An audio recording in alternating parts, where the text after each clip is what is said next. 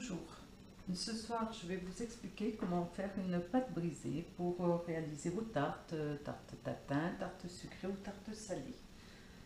Voilà, on va prendre du beurre, de la farine, un petit peu d'eau, un petit peu de sel ou du sucre pour une pâte sucrée. Il va nous falloir 200 g de farine de type 55, donc c'est la farine la plus communément utilisée. On met bien le Thermomix sur le mode balance. On veille à ce que rien ne touche l'appareil pour ne pas fausser la balance.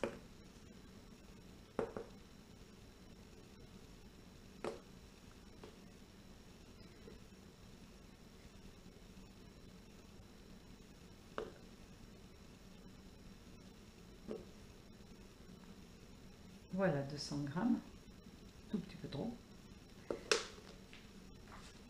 On va ajouter 100 g de beurre, donc on fait la tare.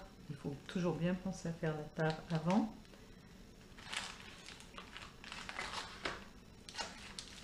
Donc la tare, c'est sous le dessin du bol, vous avez une petite touche qui s'appelle tare. Donc hop, 100 g de beurre.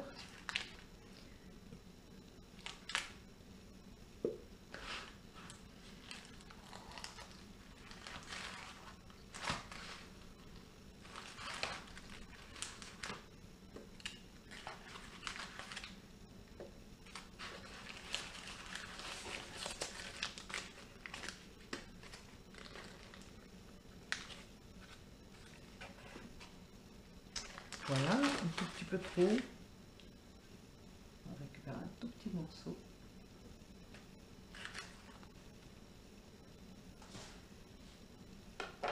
Une demi-cuillère à café de sel, que ce soit pour une recette sucrée ou une recette salée. Il va falloir mettre un petit peu de sel quand même. Si votre recette est sucrée, vous pouvez rajouter, mais rajouter et non pas remplacer le sel. Vous rajouterez facilement une cuillère à café de sucre, voire vous pouvez mettre un petit peu de vanille dedans ou des épices aussi pour rehausser le goût de votre tarte. Et on va mettre 60 g d'eau.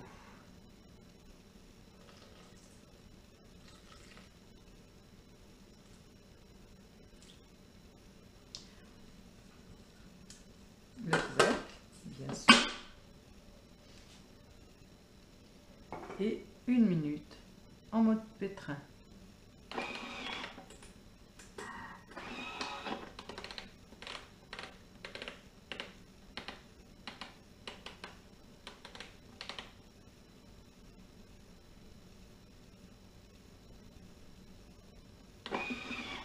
Voilà, et on laisse travailler.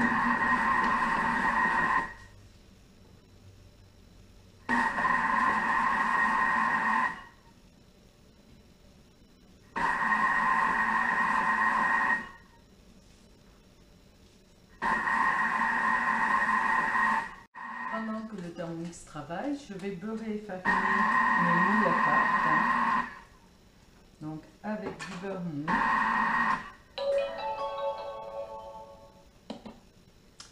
Avec du beurre mou, je vais passer bien tout autour.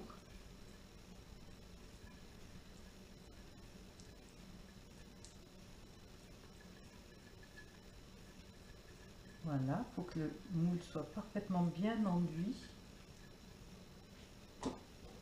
Mettre une petite lichette de farine et en tapotant le moule, il faut répartir équitablement la farine sur les bords et sur le fond. C'est ce qui empêchera votre pâte d'accrocher à la cuisson. Voilà, donc hop, je vais récupérer ma farine pour étaler ma pâte. Et je vais étaler ma pâte sur entre deux feuilles de papier sulfurisé. Voilà donc la pâte que je vais sortir, mettre en boule.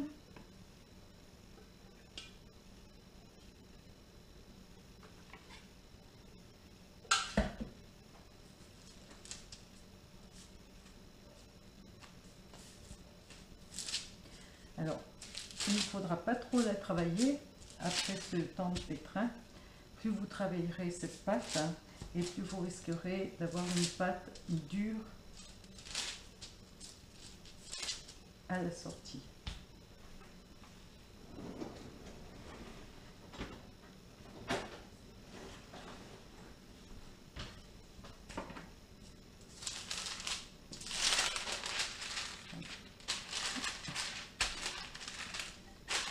Voilà, une astuce pour éviter d'en mettre partout, de servir le plan de travail et pour étaler très facilement, et bien mettre votre pâte entre deux feuilles de papier cuisson. Vous voyez, elle s'étale sans se casser, sans se défaire.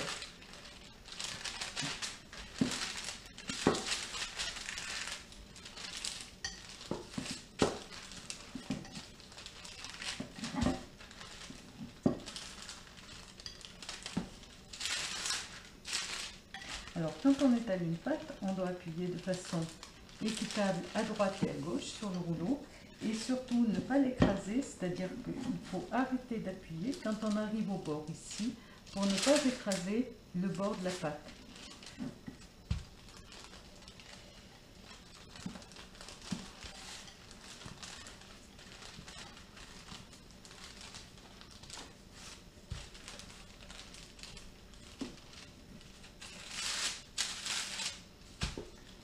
Pour arrondir un petit peu, vous pouvez repousser un petit peu de pâte lorsqu'un carré se forme dans la partie droite du carré ou du rectangle, en juste poussant avec le bout du rouleau.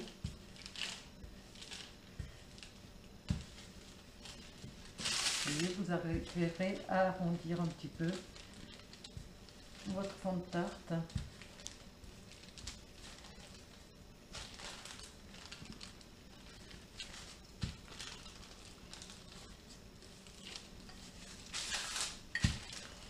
Et voilà.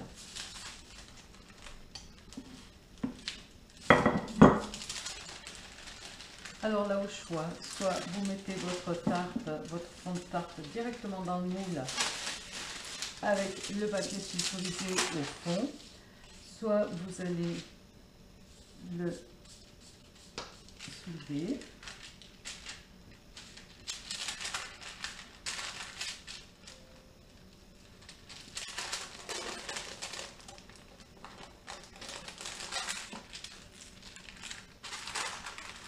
Voilà.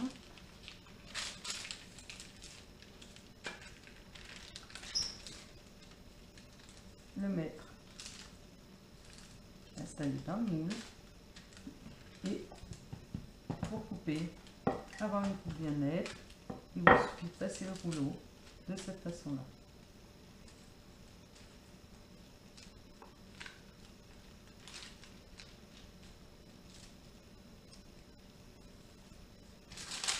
Voilà, votre moule est garni de sa pâte à tarte. Maintenant, il va aller au frigidaire pendant au moins une bonne demi-heure, le temps que la pâte refroidisse bien, tout comme toute pâte riche en beurre. Il faut qu'elle soit bien froide pour être enfournée. Sinon, le beurre va commencer à fondre et les bords vont descendre au fond du moule et vous n'aurez plus le bord de la tarte.